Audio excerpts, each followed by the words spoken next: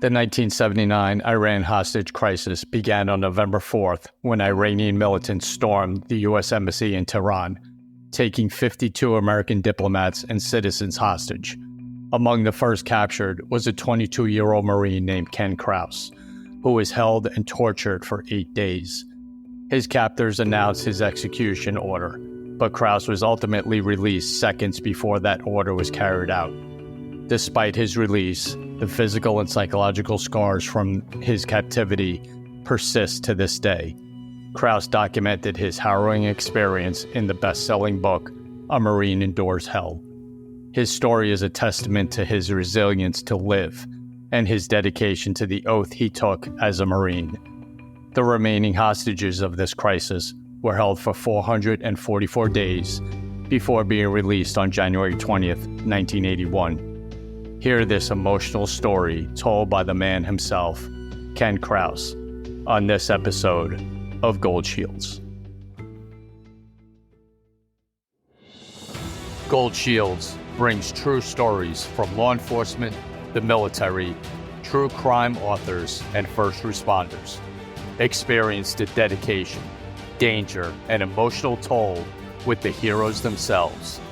These gripping tales of true crimes, true stories, and true heroes are all here on Gold Shields.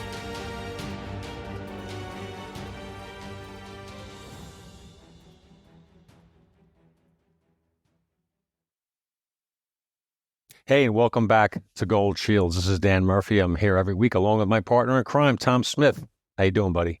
I'm all great, man. You know, there's times that, and we've said this so many times, Dan, there's times we have people that we're so impressed with that we get to talk to and have on, and this week is no different. It's a story that not too many people might remember. Definitely not the insight we're going to get. So who do we got, buddy? I tell you, we are blessed this morning to have a gentleman who embodies not just patriotism and his love for country, but the acts of service, bravery, courage, the very finest the United States Marine Corps has ever put out. And this gentleman made history in a way he hoped probably and never thought would happen a while ago in a place called Iran. In February of 1979, actually on Valentine's Day, the United States Embassy in Tehran, Iran, was overtaken by militants, revolutionaries. And there were a number of Marines assigned to the embassy detachment that were the security personnel for that embassy.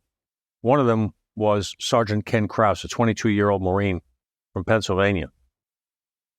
His courage and his actions that day are noteworthy, and we're going to talk about that. But he was the first hostage taken during that crisis back in 1979. For those of you who remember it, it was an incredible, earth-moving moment in U.S. history. And we are blessed this morning to have Ken Kraus with us. Good morning, Ken, and welcome to Gold Shields. Good morning, Dan and Tom. Thank you very much. I appreciate the opportunity to come in here and share some time and break video bread with you, sir. Yeah. Well, where do we start? I mean, you were 22 years old. Tell us about, you get into the Marines. How did you end up being part of that detachment in Tehran? I joined the Marine Corps in 1974, just after I graduated Valley Forge Military Academy. And I was hopefully on my way to Annapolis with a congressional appointment, but I couldn't get a medical waiver because of a heart murmur that I had. So I just joined the Marine Corps at the time. Vietnam was winding down. Saigon hadn't fallen yet. So technically, I was a Vietnam era veteran. Excuse me. And so I went in the Marine Corps, and my first couple of years after boot camp, I was assigned as a air traffic controller, combat air traffic controller. And shortly after that, I said I had done my 4 years in, and the economy wasn't much better, so I decided to re-enlist if I could get a good MOS, military occupational service.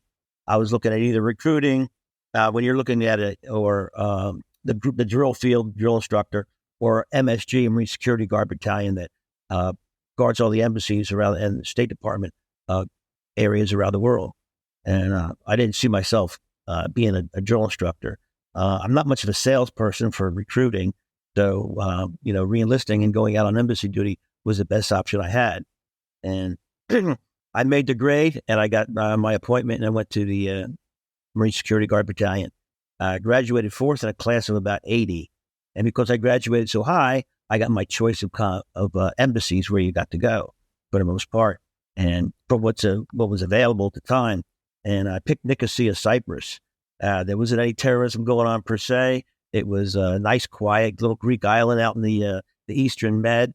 Little trouble between the Turks and the Greeks there, but nothing that really bothered us too much.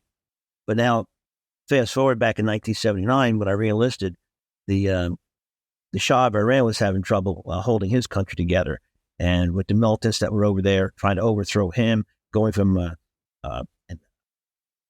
semi autonomy themselves into what they called a theocracy, which was going to be run by a religious mullah. And anyway, so history as it says, we're looking at an area there about Iran. Ancient Persia is what you're looking at, is about 2.5 times the size of Texas. It's a huge area. And I thought it'd be great ideas when they called out for additional support at the embassies, because at that time we had a lot of Americans working in companies overseas in that country. And it was getting awful violent. And then the State Department had issued warnings or, evacuation letters to get out of the country if you can. So basically that when they called for extra guards and extra security, I naturally thought it was going to be a great idea. I mean, look, you're looking at ancient Persia. I like history. I mean, you're looking in the biblical days, Iran, Iraq, Mesopotamia, Nebuchadnezzar, Cyrus, all the great kings. I mean, what a great time to, walk back through there. They said, hey, come on over, 90 days. It'll be fun, they said. So it was a semi volunteer, but there was nobody else in Cyprus that wanted to go. So I had just asked a few questions about it. Next thing I know, I got orders on, I'm on my way to Tehran. Wow.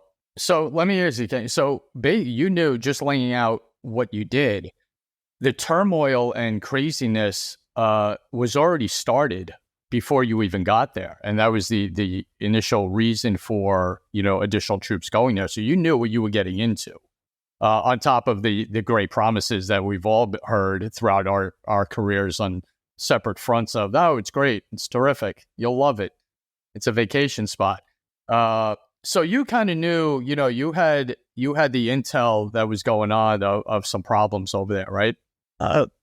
According to, remember, going back now at 78 and 79, yes, that's when the Shah first started having trouble, and it was actual violence, where besides just demonstrations, it was the Army and the Navy, and for the most part, the military police actually fighting in violence against the Shah's troops. And this is all bolstered by the Russians that were there at the time. Remember, at this time, it wasn't the friendly Russians we're dealing with today, right? This was the Soviet Union, okay? The Iron Curtain hadn't fallen. So when you're talking about NATO, and half of Europe was still under the Iron Curtain for the most part. And in 79, we didn't have the internet. So it's not like, .com, Google this, Google that. It didn't exist. So for the most part, any kind of briefings we got from the State Department, a lot of it came from Intel or human intelligence, CIA, DIA, one of the alphabet agencies that were there.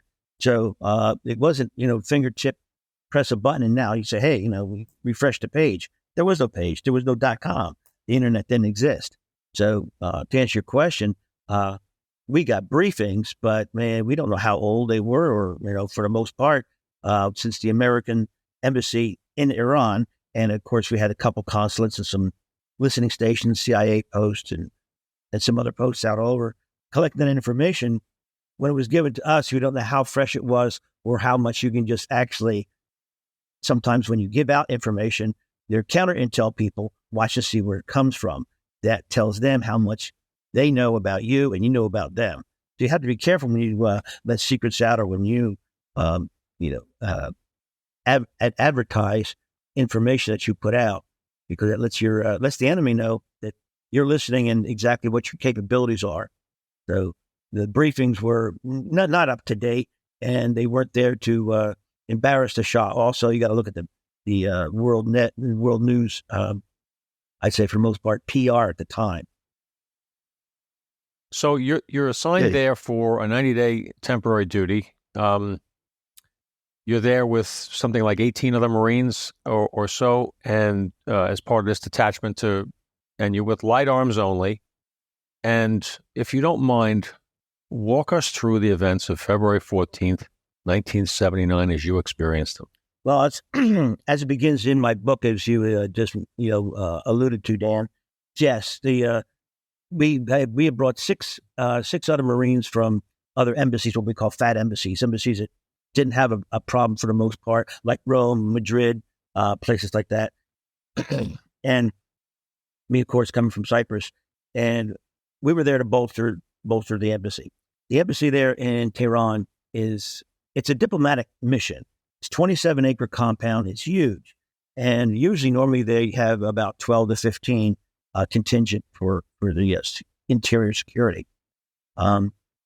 We had so much extra threats and generic, problems that we had. That's why they brought us over.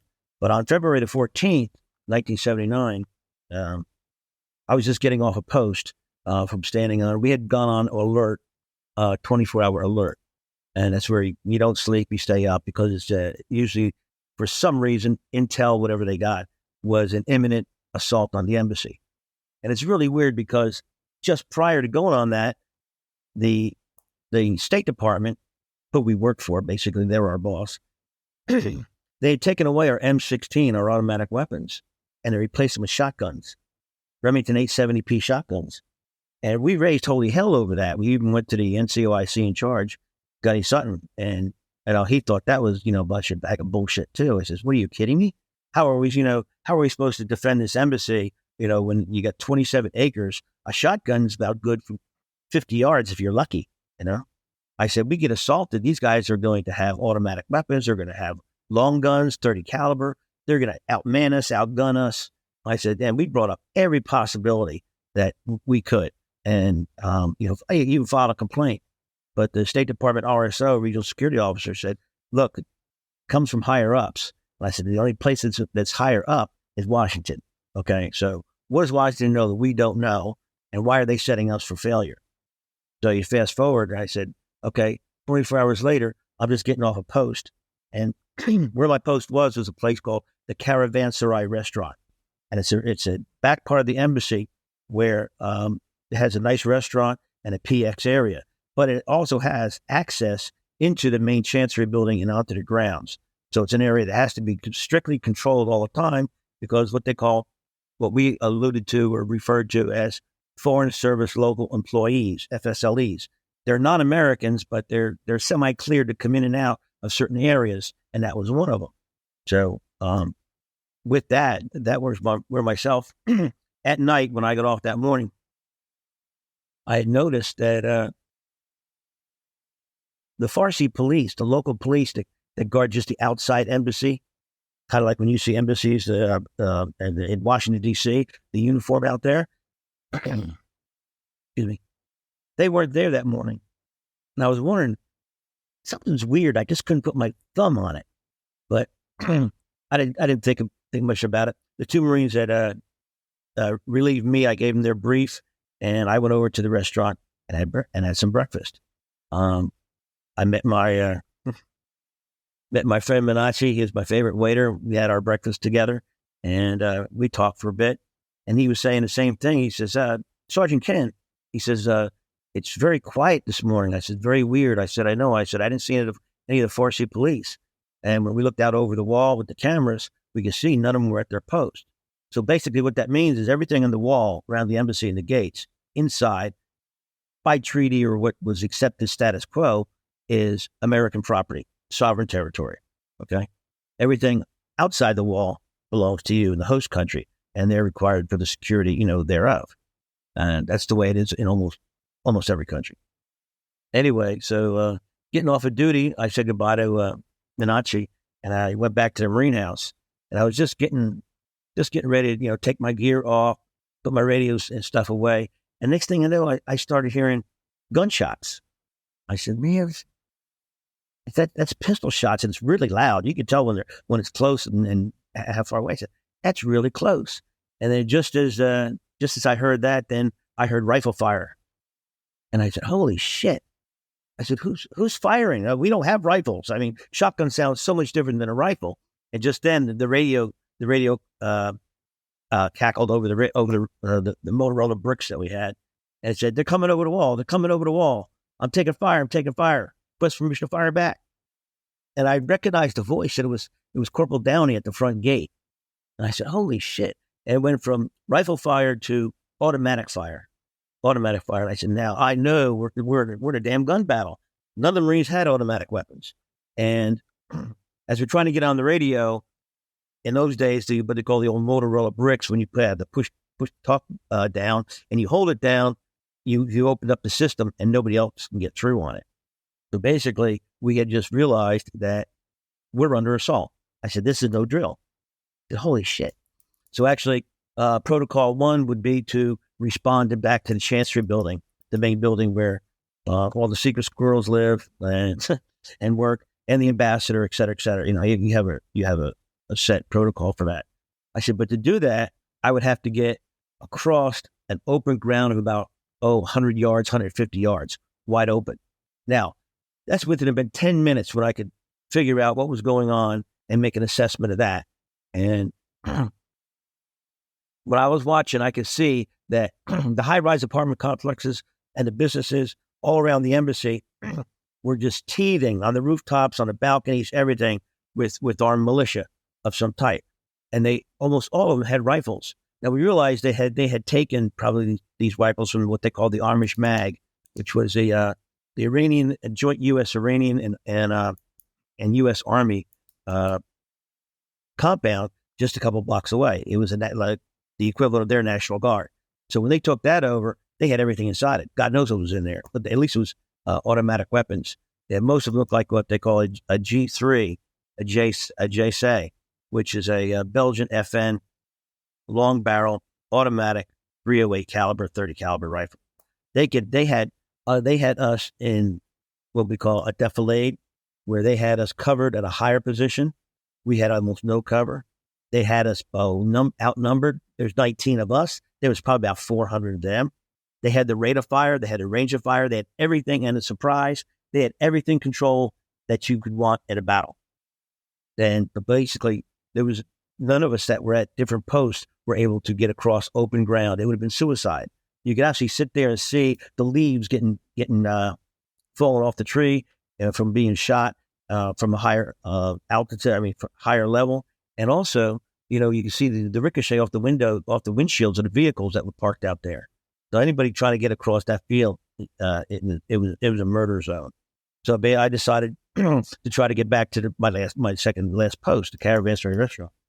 And I got over there and talked with Sergeant Hinojos and Corporal Lochek, the two that I had just relieved. And, we're trying to, figure out what the heck's going on. We're trying to get crosstalk and radio communications.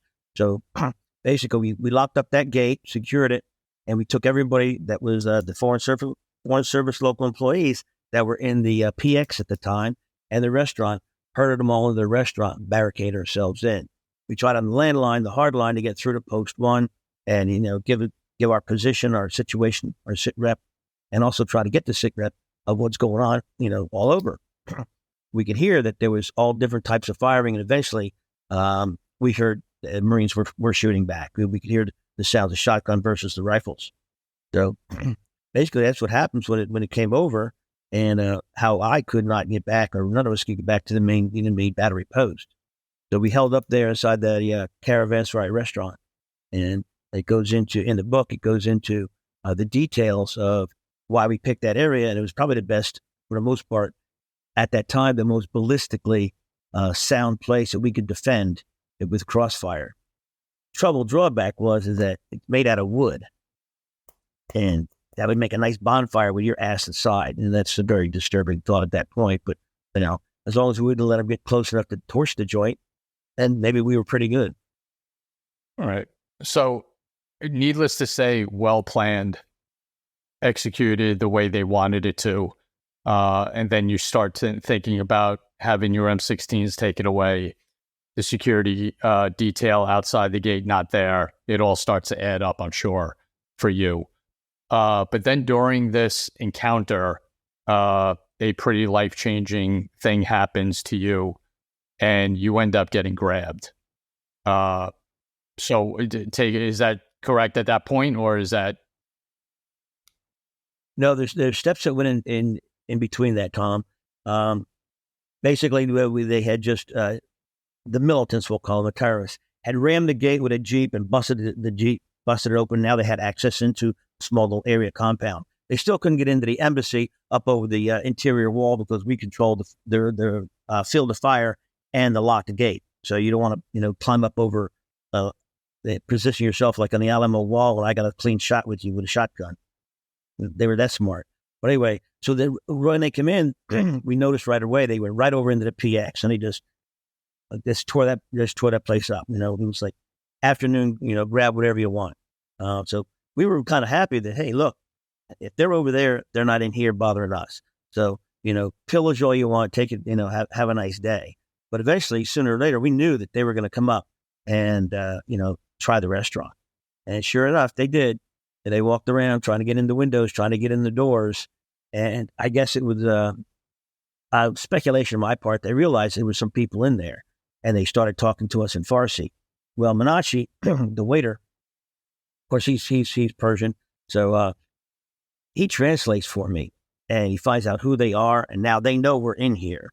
And he explained to me who they were. And they were basically the Fedayeen Kalk is exactly identified at that time. And as weird as it is, they were a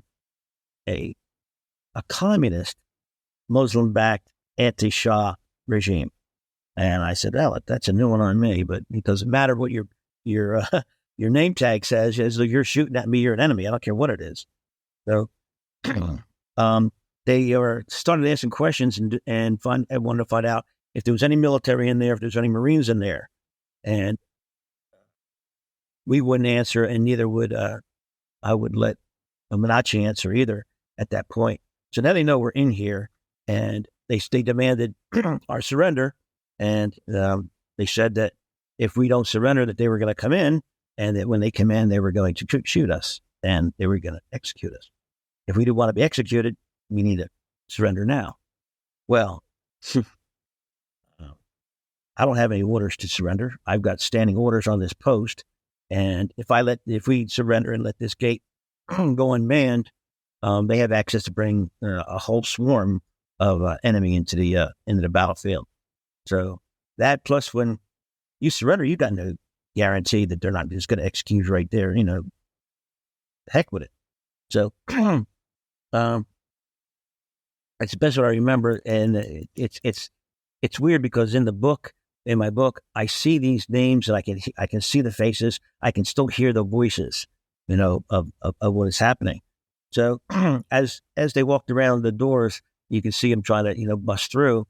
Then all of a sudden, they opened up with an automatic weapon and started shooting out the lock around the doors, around the main restaurant doors. We had barricaded it in with tables and everything we could find, so they really couldn't get the doors open, even though they shot the lock out of it. What they had done is one of the terrorists stuck his hand in through the door and to try to feel for a lock or feel what was there. At that time, we shot him. We shot the hand and blew his head off. And I guess that's what started the firefight there, because shortly thereafter, Jack Hinojos and Stanley Lochek and I, we dove under the tables because we had put everybody else in the back, near the freezers and the coolers, because it was the most ballistic safe area that we could have. So then after this guy probably pulls back a nub and his friends outside see him, they just opened up on the whole restaurant. There was probably about 30 of them, and every one of them was firing as much as they could, automatic weapons fire. And the noise was just incredible. I mean, the din, if you've ever been at a shooting range or something and even have earplugs on, how loud it is. Imagine when you don't have earplugs on and there's 20 or 30 of them going off at them. So they were just pissed. They raked that whole place. The place was just exploding. I mean, it looked like something out of a movie, a war movie. It was incredible. And just at that point,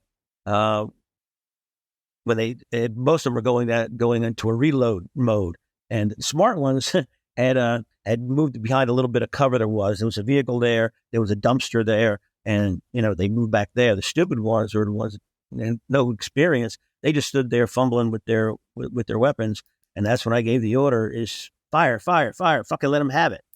And we just popped up over the broken windows, and we opened up fire on them. And the ones that were standing there were 20 feet away with a shotgun. Yeah, you're done. We dropped about 6 or 8 of them right there, and then we went into reload mode, and then back and forth this firefight, tit for tat, cat and mouse game played. So we would use a little bit of fields of fire we had, but it was just a matter of time when we looked at it. Is that there's plenty of them, and they got plenty of ammo, and eventually when they learn what's going on, they're going to be able to keep our head down with suppressive fire and just overwhelm us. Plus, we were running low on ammo. I mean, we're only carrying about maybe 50 rounds of shotgun each, and maybe 30 rounds in your service revolver at the time. So we were already running low on ammo. So where it comes down to now is that I'm talking with in a sit rep here with the other 2 Marines. I said, hey man, how much ammo we got? Let's look at our sit rep here. I said, we still can't get through to anybody at the embassy. We're still hearing rifle fire out there. So we know there's pockets of resistance still going on around the embassy. And so this one guy in the book, I give him a nickname, Mustasha. It's a name that comes to me in my mind, and in the book you'll see why when I describe him. But anyway, he's moving around and trying to find a way into otherwise into the restaurant, which there was a service entrance door that wasn't all that secure, and places like that. So basically, he had walked around one of the corners there where I was stationed, where I stationed myself, and he had come right underneath. 10 feet away, Tom, 10 feet away with the shotgun. And when I saw him, I said, "How in the hell did he get so damn close?" Well, he had evidently climbed up over top of the steam pipes above the restaurant and dropped down. So now he's on our blind side, and we can't control the battle anymore. It's like a reverse funnel. So as he's walking around the corner, shaking the other doors, I pop my shotgun out the window, or out the broken window. I told him to freeze, and there we were, seconds away, and I just went. Somebody told me, "Don't shoot him! Don't shoot him! Don't shoot him!" And he was aghast. We stood there for a second, and I said, "I don't know who you guys are." I said, "I don't know what you want." I said, "But you already got people out there dead and dying that need help." I said, "I don't care what you want. I don't care where you're from, but I cannot surrender over to you." And he basically said, "Well, then," he says, "you're all going to die because we're going to come in here to get you." And I said, "They're going to take the whole embassy." And basically at that point, I made a deal with him and negotiated. I said, "Look." Lady Law Shield, led by Bridget Truxillo, stands as a formidable ally for law enforcement officers facing the daily challenges of discrimination, intimidation, and harassment in the workplace. Founded by Bridget, a former Florida deputy sheriff who defied the odds to ascend from an undercover narcotics detective to a SWAT team operator. Her firm understands the unique struggles and complexities of law enforcement careers.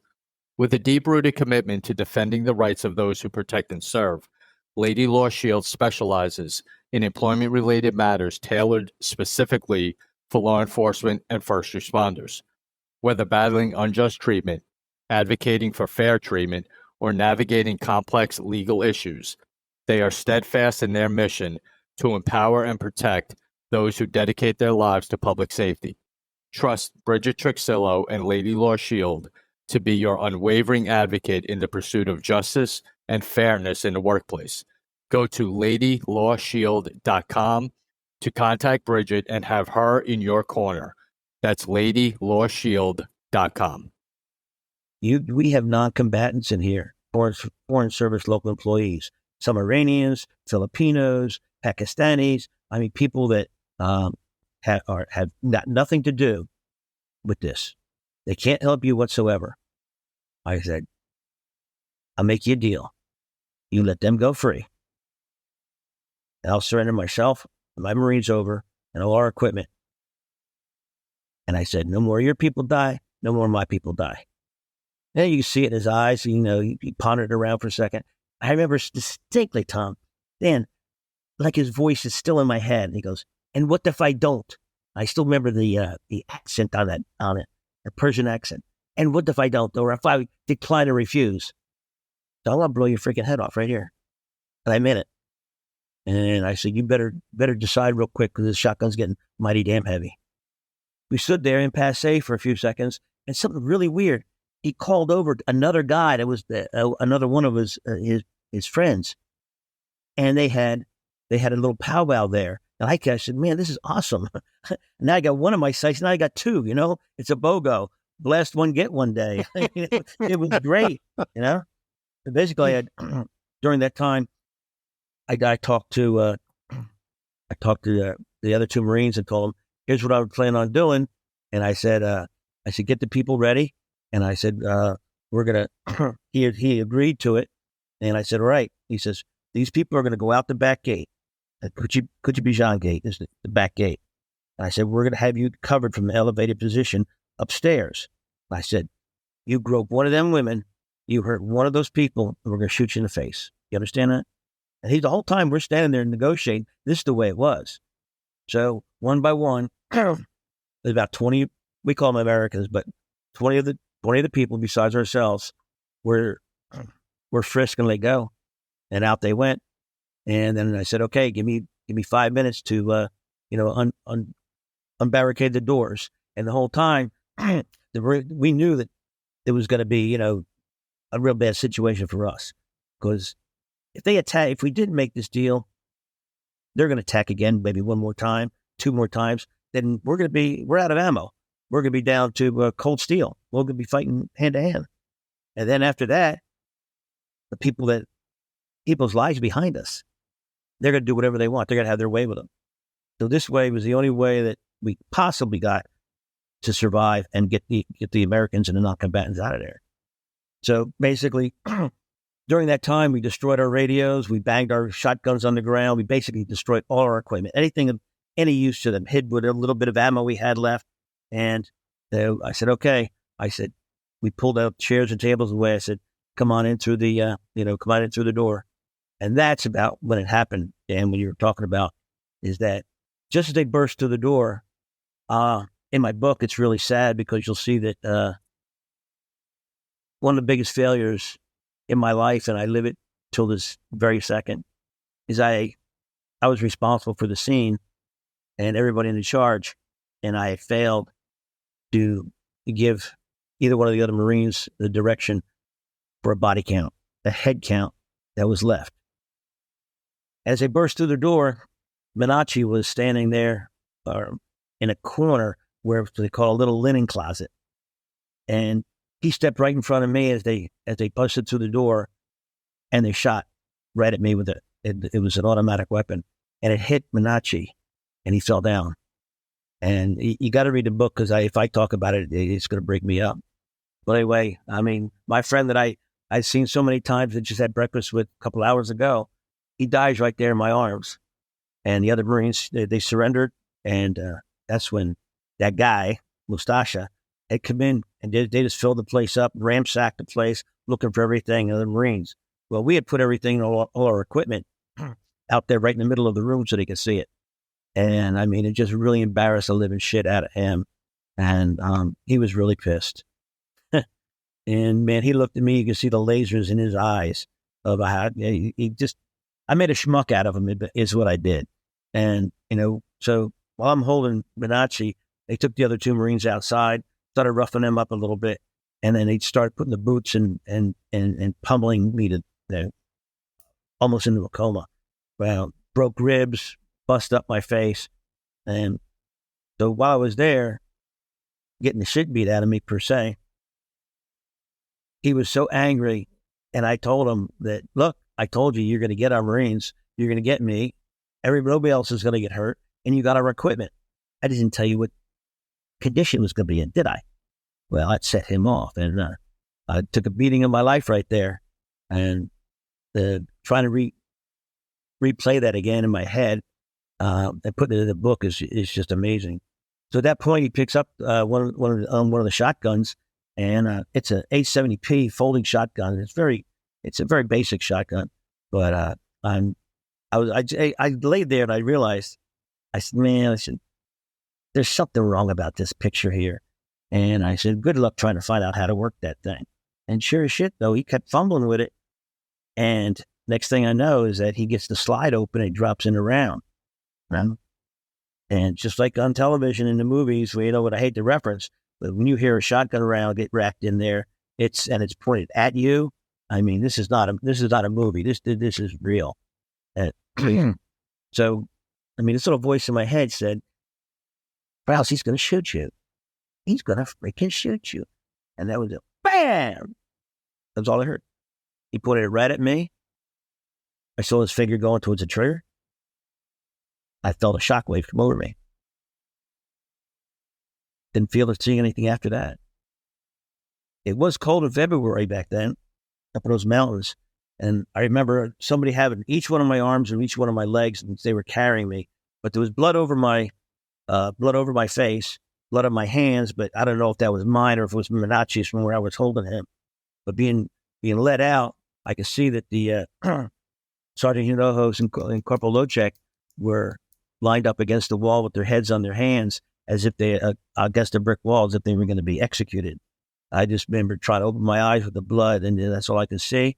I could look up at the flagpole. Our flag wasn't there anymore.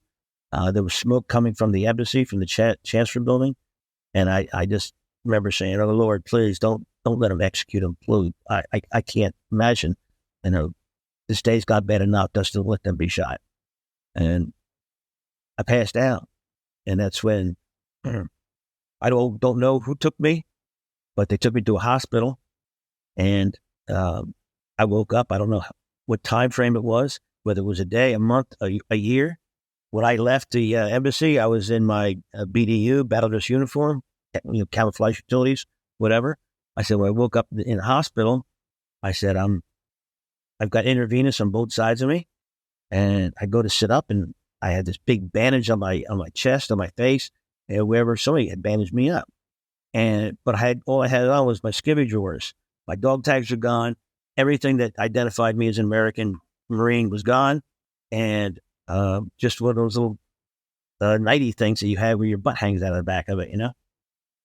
And so I tried to contact people in the embassy. In the hospital, asking them questions about where am I, what happened, where's the embassy, et cetera, and no one would talk to me. I mean, I had one little nurse. She spoke pretty good English, and she just kept telling me to shush, be quiet, don't ask questions. He said they're going to be coming for you. I said, who's they? Who are they? Who what? So I was totally lost. She said that some of the people that had taken the embassy had brought me over here to keep me alive because they didn't know who I was. And there's some people that come in here and they want to know. I said, hey, is he a CIA? Is he the mailman? Is he the janitor? Is he, nobody knew who I was. I had no idea. I had nothing. So, at that point I can understand you saying, they think you're CIA. I said, CIA, what's that? The CIA. I said, no, not CIA. I don't want these guys thinking I'm, CIA, because then the real fun would start. So at that point, Diana, like you're asking, I was asking for some pain medications, which they weren't giving me any. They were taking care of all their own people. They weren't going to give me any of that. They just gave me enough medical attention to keep me alive, per se. And anyway, it's the room didn't have any windows in it, so it's hard to say it was nighttime or daytime, whatever it was. But that's where a couple of these, I call them goons in my book, entered in, and they looked and dressed just like the ones that were at the embassy, very similar. And that's where they came in, and they said, "You're going with us," and they jerked the intravenous out of my arm, and blood and whatever squirting all over the place. Well, Susan went over and bandaged it up, and they had an argument in Farsi, and that's when they put the handcuffs on me. I said, "Okay, what did I do wrong for this?" Then comes a blindfold. Once they blindfold on you, and then came the hood, I realized I'm being kidnapped. I mean, in survival school, they tell you that is that your enemy, your captors will take and put blindfold on you so that it disorients you and it lets you, it keeps you from seeing where you're going, what you're doing. And then when they put the hood on you, that's till other people can't see who you are and where they're taking you. And that's where out with my butt hanging out the back of that little a piece of clothing that they gave me, off to prison I went, and nobody at the embassy knew where I was. So how long did you spend in that prison? And tell us what happened there. I was taken over to a place called Avin Prison, Evin, Avin Prison, and it was a medieval dungeon that they built, the Shah built on top of and used for political prisoners, and where the Savak had basically his secret police had used torture techniques and kept political prisoners in there, and it was probably the foulest place you've ever seen in your life. You can Google it, Avin Prison in Tehran. Read it. I think it's no longer in use. So the United Nations condemned it, or it's humanitarians, got hold of it and had them shut it down. But it was nothing less than a torture chamber, a human barbaric torture chamber. Again, it's taken years, decades, for me to have to relive the 8 days that I was there. You're wounded, you're in shock, your wounds are being infested, you're not getting any medical attention. You're the only person in that prison where they throw you, one of the local people. You realize that nobody knows where you're at. If they don't get to you soon, those wounds are going to fester, become septic, and once it gets in your blood, you're gone anyway. So, that being said, the nightmares that you could imagine of what I had to endure, the beatings, the punishment, they're in detail in that book. And you're going to wonder who in the hell thinks these barbaric stuff up. I mean, in my opinion, what I've read in my historical books, and I know for a fact, the Nazis, the Gestapo didn't have anything on these guys. The tortures of them alone, of themselves, their Iranian prisoners. See, what when Khomeini came in power, he emptied out all the prisons, the crazies, everybody. He just let them out, and then he started refilling it back up again with Shah. What you do in a revolution, you change the guard. So a lot of these guys were doctors, lawyers, pilots, things like that, professors, very learned people. Some they didn't know who they were, and the torture that I had to watch what they do to their own people was inhuman and barbaric. And you just got to read the book. I'm telling you, I'm not punching the book, just that. It's just I can't do it for you. If I had a whole day, I couldn't be able to tell you. And I in the book, and especially in the special edition, there's photographs of what has happened, and they're appalling. They are very, and I warn you in the book. I said these things are put out in the newspapers. These people are riddled with bullets. There's things done to their bodies, and that you're not going to believe. And like I said, I don't know who thinks this shit up. It's crazy. But it wasn't just torture to try to get information out of these people. Some of them didn't have information. They were just accused of having crimes, and it was just there for nothing but payback. Brutal, animalistic, barbaric payback. And I went through some of that and still got some of the wounds, and it's why I'm disabled vet today, because of them things. And they wanted to know who you were. And when they couldn't prove that, here's a quandary I had, is trying to prove that I wasn't who they said I was, and being accused of shooting and killing Iranians. And I lied to them, Sammy. I realized that if I tell them I'm, let them think that I'm CIA or somebody really important, I'm in big shit trouble. If I tell them I'm just a, little lonely security guard, that was involved in a shooting, I'm in deep trouble, because they don't need me now. Nobody's in charge over there per se. So anybody just had a bug up their butt, just walked in and, blow your brains out, be done with it. So I had to come up with a story that was believable, but they couldn't counter it. So I told them, I said, look, I'm here from Cyprus, truth. And I was with the Marine detachment, but I worked downstairs in the mail room. which we do. We have security down there because we have to check all the parcels and everything that come in. And I said, well, I mean, that allows me to learn who's in the embassy, who works where, et cetera, et cetera. Let them ponder that so that maybe I would be able to help them, in the future, ID people or give them some guidance once they, took the embassy. But you got to play cat and mouse with them with that. And in between this, they're beating you. They're torturing you. You're not getting any sleep. You're down below underground. And I allude to it in like 3 or 4 chapters in the book. The smell is something that is the most disgusting things I'd never smelled in my life.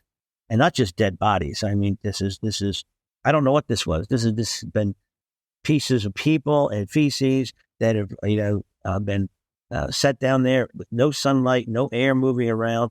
It's just, I mean, you can just imagine trying to live in that area down there. And it was disgusting. But now, Ken, the specter, you're being held there for 8 days and tortured beyond belief. And you know what, Dan and I give you all the credit in the world for even attempting to talk about this, because we see it in your face and how hard it is. And our hearts go out to you and we thank you for this. But even with all that going on, the specter of being executed has to be there as well. And that actually comes into play, doesn't it? Big time, because I didn't think they were going to actually, execute me at first. It wasn't talked about until they put me on trial for, they figured out, I don't know why they put me on trial, but they put me on trial for shooting Iranians. And I said, man, I had about a 20, 30-minute murder trial. And I just got, like I said in the book, I just got sick and tired and fed up with them ramming shit down my throat, watching them just destroy people's lives and what they've been doing to me. And I stood up there in my book trial, and I challenged them that they don't have the authority to do what they're doing with me. They don't have the moral authority. They don't have the military authority. They're nothing that has anything to do any with judicial way whatsoever. I said, if you're going to get into playing this game, just torture people and using your God or your laws, I said, to run your country, your revolution's not going to last very long at all. So I gave them hell back and forth. I said, hey, I want to see the evidence. I want to see the people that I shot. I want to see the witnesses. Et cetera, et cetera. And it kind of stunned them. And what happens is that in the middle of the murder trial, they stop and they send me back to my cell. And I said, wow, man, I got a reprieve. Well, when you're in this little cell with a couple of other Iranians, you really never know what time deprivation's about, because they're not bringing you 3 meals a day. They bring you one big bowl of rice and meat, and you get with it and you eat as much as you can before everybody else gets their fill of it. And you don't get it once in a while. So you can't judge breakfast, lunch, and dinner. You don't have any windows. You never really know what's going on. You fall asleep, you wake up, you're in pain. I got broken ribs. Say, did I sleep for a day? Did I sleep for a month? You never know. Time deprivation is so weird. So then, I don't know how much time it was, but one of the guys that was in one of my captors came down and said, your trial is not going to resume. They found the answers they need to all your questions, and you have been found guilty. I said, okay, so what's that mean? I said, you'll be executed soon. I mean, just nonchalantly said, executed. What do you mean? He said, you'll be shot. And he walked out of the can. He walked out. There's like nothing. I mean, when you're say, wait a minute, time out. You can't just shoot me. I mean, no, that he pronounced the death sentence, and I didn't sleep at all. Then I can never remember closing my eyes and sleep, but I just remember saying, it's like, they're either going to shoot me or just let my wounds fester.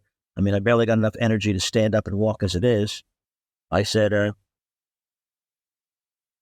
you got to make yourself real with what's going on in the world. Whatever your faith is, here's the time to come to it. And the weirdest thing in the world, though, is that, it's go back to training in the military. And, like you said, Dan, my dad was a World War II Korea Vietnam vet. So was his brothers, Miracles. And then going to military academy, it's just been ingrained in me the whole time, is that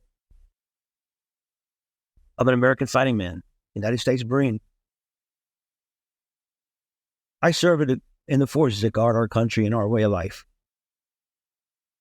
If I have to give my life in a defense, here it is, the way it's going to go. And the weird thing is that I wasn't worried about sins or salvation. That was there in the religious sense. You know what, guys, I really, and in this book, it was the hardest thing is get these feelings across. That's why a podcast or something is so important. Is to tell you, I'm not going to be able to stop this. They're going to riddle me with bullets like they have been doing their own people. I said, but Lord, the one thing that gets me is don't let them lie about me when I'm out there laying in the street. Don't say that I raped babies. Don't tell them I was a criminal. Don't tell them I did all kinds of heinous things. Tell them that I fought like a Marine. I gave them my best. Don't let them lie to my family so they have to live it down. Don't let them embarrass my country. Don't let them embarrass the Marine Corps. I said, we're too proud of a tradition. I said, the way it's going to go down is the way it's going to go down. And I remember reading stories like in Vietnam, when they downed our pilots, they wouldn't treat them like they would. And then they come back, they treat them like criminals. And at first we weren't prepared for that in the 60s and the 70s. You're prepared. You go to survival, escape, and resist. You learn things like this, but you're not treated like you're some kind of heinous criminal, something like some animal. That's all I wanted was just don't embarrass my country. I said, what are you going to do to my body? Fine, I don't care. That hang it upside down. I don't care. But I said I just didn't want that stigma going back because we haven't had this. This is the first time an embassy's ever been taken. I mean, we surrendered and gave up Saigon. That was different. This one here was an assault. No one knew I was there. So you're 22 years old when all this happens. It's almost beyond the average 22-year-old in the world nowadays can't conceive of this, or at least the average 22-year-old American can't conceive of this. But you made a commitment as a United States Marine to defend the Constitution, to defend America, the flag, four corners of the world. And you did that valiantly. And you were face to face with your own mortality. You were told you were going to die. I cannot imagine what that must have felt like, because I can see the impact it still has on you. Oh, man. Then when they came for me, they come for the American Cell Number 5 is what they called it. And my very first piece of literary work was in 1979, the American Cell Number 5 is what it was called. Reader's Digest, September of 1979, was the first person story. It's the only thing that the only one and the first one that the Marine Corps and the State Department authorized. But remember now, when I came back home, Americans are still over there, guns to their head. So you got to be careful how you pictured me back over here. So fast forward that when they come for me for the American Cell Number 5, I was so weak and so beat up, I couldn't even walk by myself. And they had to almost drag me, and not because I was resisting. I couldn't resist. It's there. I was hours away from dying. It's not from bullets, from, just the wounds and things. But then dragging you up the steps, realizing that you're on your way to the roof, because that's where, if you, again, look at the pictures in the Avin prison, that's where they executed them and just threw them off the roof. And family and friends that were down below would have to sift through the body to see if it was anybody you knew in your family. I got pictures of it. Anyway, so when they're dragging you up the steps, you're saying exactly that. I said, man, I just hope they shoot straight, Don't make a mess of it. It's only going to hurt for a few seconds. The weird things that go through your mind when you know you're going to be executed. You're going to die. It's going to be the end of it. And then you never know where your body's going to be. If the American embassy is even going to know, will they ever recover your body, send it back to your family? Probably not, in any circumstances. And then literally in this book, there's at least 6 or 7 sets of circumstances that I call miracles. The last thing on the back page of that book, you say, this story is about miracles. Anybody that buys it and reads it, I want you to pick out the 6 circumstances that if any one of those 6 fall out of place or don't align, I'm dead.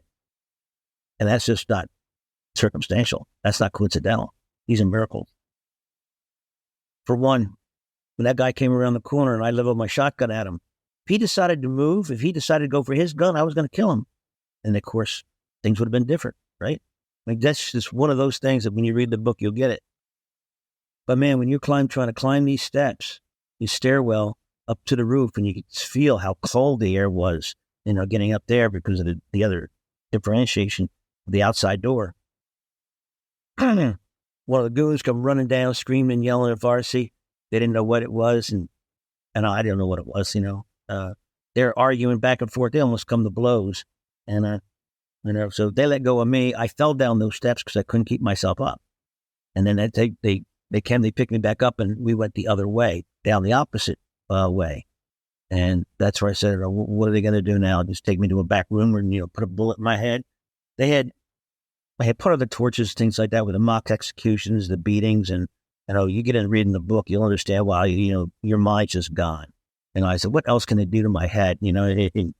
I'm shot. I'm gone. I can't even think straight. Anyway, there's no rationale left in anything, and you're just you're numb. You're brain dead. You're gone. So they take me up the other hallway, and this is another miracle that I finally, for the first time in 8 days, got to an area of the prison where it was nice, kind of like office area, admin area. I started seeing other people around, and I looked like fresh laid dog shit. I mean, I looked like I'd been ate by a wolf and shit off a cliff. I mean, and I probably stunk just as bad as with that. And they put me down in an office. The last time I was in an office in one of the earlier chapters of the book is interrogation by Russians, another one by the PLO, and that's another interesting chapter you'll enjoy.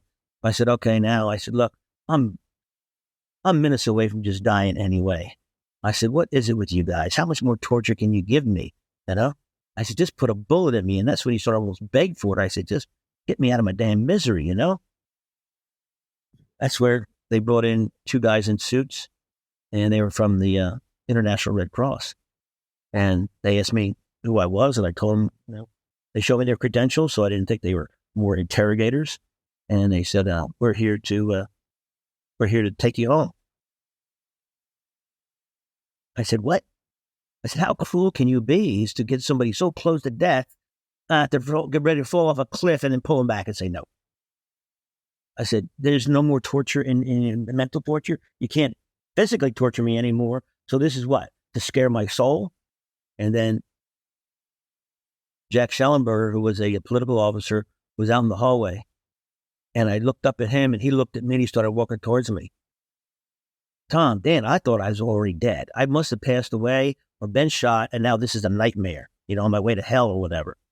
I looked at him, and I said, I recognize you. I know, and he walks in, and he says, you're alive. And I said, you're alive. And I went to get up out of the chair, and I couldn't hold myself up, and I fell in his arms. And I started to hug him, and I wanted to squeeze him. And I said, this is hallucination. I mean, this is artificial intelligence. This is not real. And all I can remember is that I wanted to smell his cologne. Smell his cologne. There's something weird about it. Like I say in the book, that you're real. You're real. And he goes, yeah, Ken, you're real. We've wondered where you were. I said, I've been here the whole time. He says, we never knew where you were.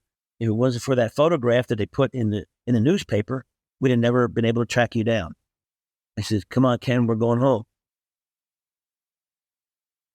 Can you imagine walking up one flight of steps 5 minutes earlier and knowing you're going to have to find a way to, take them bullets in your chest or your head or wherever they're going to shoot you? 10 minutes later, somebody's got you in his arms and saying, we're putting new clothes on you and we're taking you back to the embassy. There are no words. No, there's not. There's not. And there's no words. Yeah. Wow.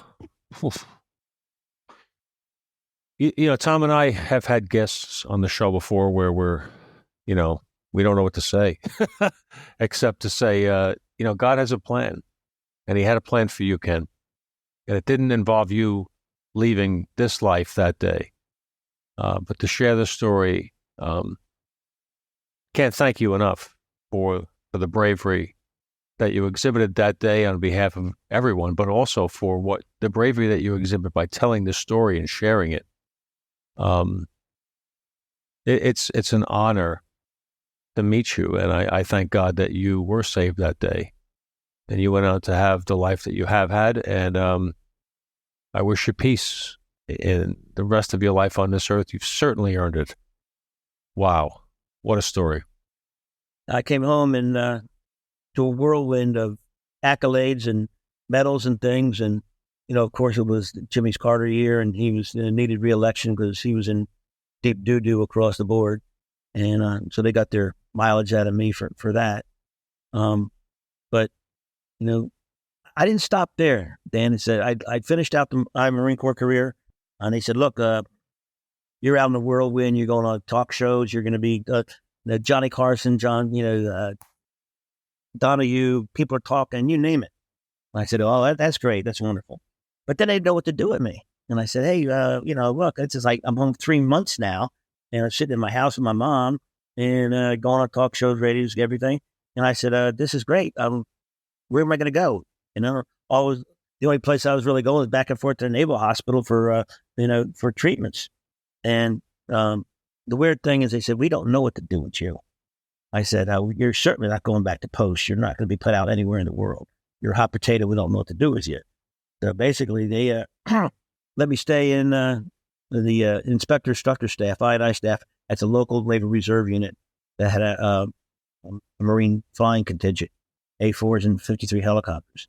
So I stayed there as the air ops chief, really doing next to nothing for the most part. Until my enlistment was up in 82. And, I got out, and the weird thing is I still have a great desire to serve the public, to, not being the hero in the Marine sense, but I feel I kind of got robbed. I never got to go back in the Marine Corps, even though I stayed in the reserves for a short time. So the best one I looked at is police work. And I said, I initially got into federal law enforcement as a Department of Energy courier, taking care of the nukes, knowing now with what it would take to capture nuclear material that's transported across the country, especially terrorists when they like to get their hands on that stuff. And then, getting married and starting a family and saying, okay, it's nice to be on the road and make money, but, not much of a father or a husband type of deal. So I ended up moving here to Atlanta, and I put 22 years on the local police force and retired in 2016. And I was glad I made that decision because I got to see both ends of the world, both the military side of it and the civilian side. And a lot of it encompasses both the same side. A lot of times, the use of force, the Constitution, and if it ever come down to anybody accusing me that they never did of, violating somebody's rights or something, I go, look, nobody knows more about being accused of crimes they didn't commit or being punished for them. I said, I'm certainly never going to let anybody go to jail for someone that they don't need to. Not my call. It's always going to be the judge's call, but I'm not even going to charge them with a crime if I don't think that they did it or if I don't have probable cause. To see how that kind of, bends around in the same way is also is that you don't want innocent civilians out here being, raped and robbed and abused and their money taken away in fraud, things like that. So there's ways that, with the internet that came out to make them, aware of how to protect themselves and that we're there to actually, preserve them and then keep them safe. So that was my saving grace after I got out of the Marine Corps. But 22 years on the street. And when I retired, it's finally time with the post-traumatic stress and the nightmares and stuff that all the notes and everything I had put together and my travel is finally, along with getting permission from the State Department. And that's not easy. And the Pentagon in the book part is to discuss some of the stuff that that was later deemed declassified, and let some of those photographs out that no one's ever seen. So that will be my contribution to history. So people want to go back at a time, because we're not done with them. We're still playing around with Iran over there, and they've been a troublesome neighbor for a long time. You are a special soul and the definition of a hero. You being the man that you are going to think, no, I'm not, but there's two people sitting in front of you right now. They're going to tell you you are.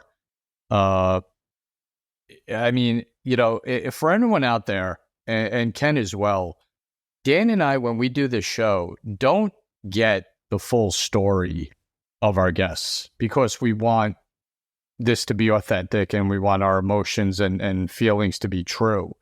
And that was the same case in this. When you watch this episode and listen to this episode, the silence after Ken is done talking is legit. Dan and I just looked at each other, don't know what to say, because you're in the presence of something that you don't hear about a lot. You don't hear these stories or have the opportunity to speak to someone like Ken. And we are honored to do so. So everyone out there, the silence you hear is all not scripted. It is 100% legitimate. We haven't read the book yet. A Marine Endures Hell, but we will. And what a story. Wow. I cannot wait to read your book. And where do we get it? Yeah. They'll put this up here so you can get a picture of it. A Marine Endures Hell, Shah's Death Knell. And you see in the back up here, for the most part, those are not sandbags. That's a wall of human flesh.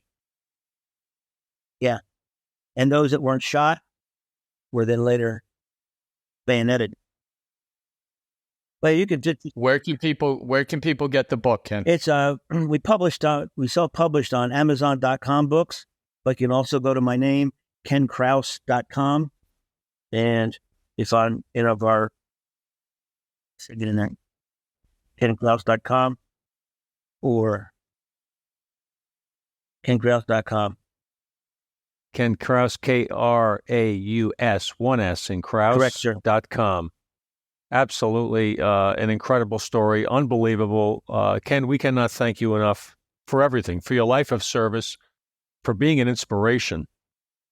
People need to know that there's always hope. People need to know that their faith can kick in and God can do miracles. Absolutely. And you talked about, and he did miracles for you. Without a doubt, thank you for sharing. Never doubt that. And nope. I'll tell you something that's been warming my heart for the longest time is that of those 20 people that were non-combatants, I think there's roughly about a dozen that were Americans.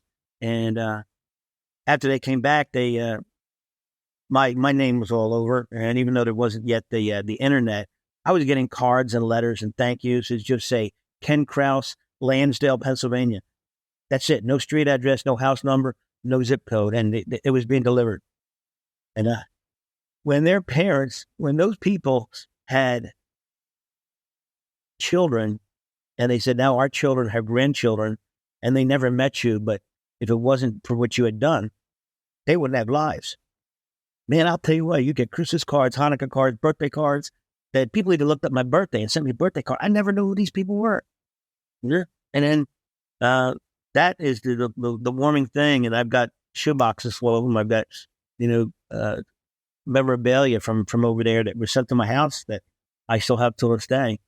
And that's whenever you feel down and lonely or it's bothering you, open up and read some of them cards and letters and say, hey, these people now have children and grandchildren because I made the right decision that day. Yes, you did. Yes, you did. And that's as powerful a message as we have heard on this show.